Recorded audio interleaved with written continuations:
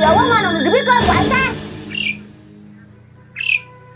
Heuda anger hutang mah hutang atuh cek kudu dibayar. Aya naon ieu teh beli dari wah kieu, jujuk pas wae teh. Kieu Pak RW. Abdi teh gablek hutang. Urut langsung ari awal mana nu dibikeun atuh maksa wae. Ada orang ketengan nah Pak RW tiap ka dieu sesulumputan wae.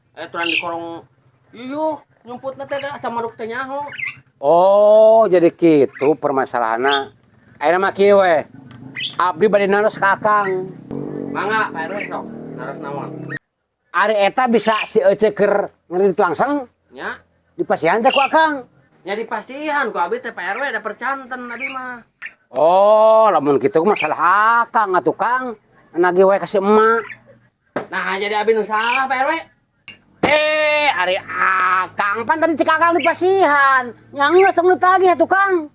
Asalieur euy. Buat kasaruana eta RW jeung wargana. Aribi. Tah, ce. Kusabab ayeuna mah Ece geus lolos tah hutang. Ayeuna mah Ece mayar ka abdinya. Heeh, 11 12 RT teh goblok. Mau berbansos. Ayah,